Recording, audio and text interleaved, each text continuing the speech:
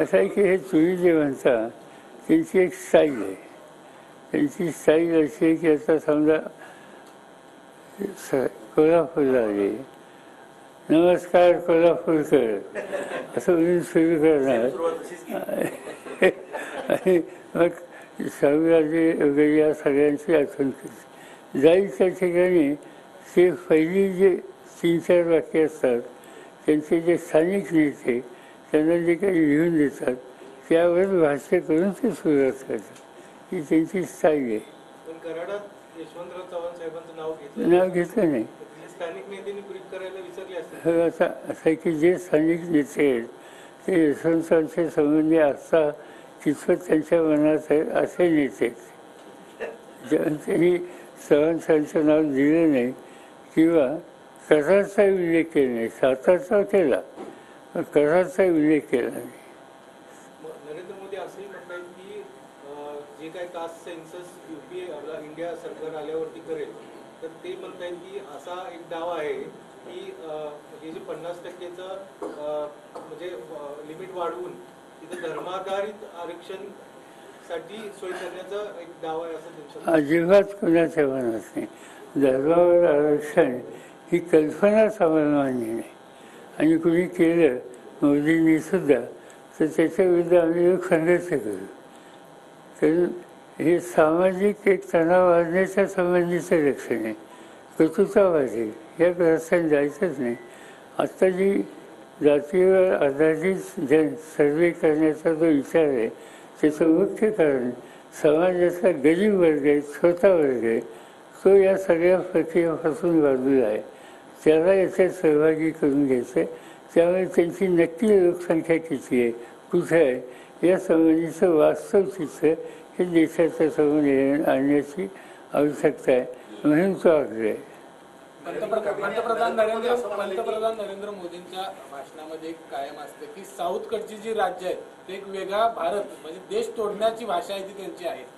असं सगळे वेगळेपण आहे. प्रधानमंत्र्यासारख्या व्यक्ती जो देशाचा प्रधानमंत्री त्याला साऊथ नॉर्थ ईस्ट वेस्ट हा विचार करून चालत नाही. कधी केला नाही आधीच्या प्राईम मिनिस्टरने. केवळ दक्षिणेच्या केरळसारखं राज्य, तामिळनाडूसारखं राज्य किंवा आंध्रसारखं राज्य या सगळ्या राज्यामध्ये त्यांना प्रतिसाद नाही. लोकांनी ओळखले त्यांना आणि त्यामुळे आत्तापर्यंतच्या निवडणुकीत त्यांना अजिबात संधी तिथल्या लोकांनी दिली नाही आणि त्यामुळं कारण नसताना ते साऊथ विरुद्ध नॉर्थ अशा प्रकारचं एक चित्र तयार करतात. पण लोक मुळीच मान्य करणार नाही. नरेंद्र मोदी असं म्हणाले की महाराष्ट्रातील एक नेते होते जे केंद्रात कृषी मंत्री होते त्यांच्या काळामध्ये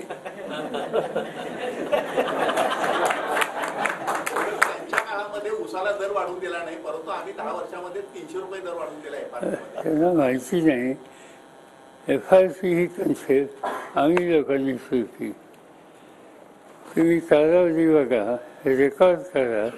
FRP कधीपासून सुरू झाली आणि FRP सुरू करताना त्याच्यात दुसरा एक भाग होता की ॲटोमॅटिक त्याच्यात वाढ असते आणि त्यामुळे आता सरकारला भाव ठरवायला लागत नाही.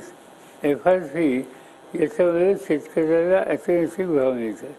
पण त्यांना ऊस किंवा या सगळ्या शेती याबद्दलचं मर्यादित ज्ञान असल्यामुळं त्यांनी असं वाक्य साहेब, कोविडच्या काळामध्ये नरेंद्र मोदी तुम्हाला फोन करून तब्येतीची चौकशी करतात, तुम्ही जास्त फिरू नका म्हणतात. एवढी काळजी करणारे नरेंद्र मोदी परवा येऊन भटकती अस्वस्थ आत्मा वगैरे असं म्हणून गेले.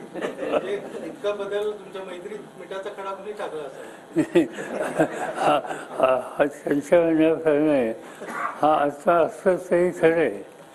कारण या अर्थाने मी लहान होतो पण जवाहरलाल नेहरूसुद्धा लांबून पाहिलेत, इंदिरा गांधी जवळून पाहिलेत.